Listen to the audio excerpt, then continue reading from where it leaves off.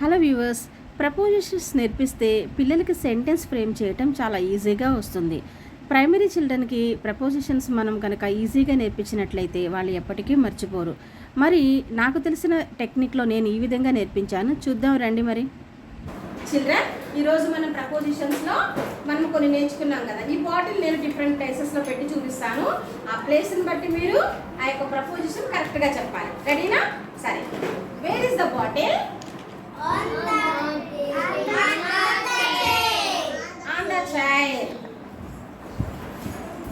Where is the bottle? Under the chair. Under the chair. Now,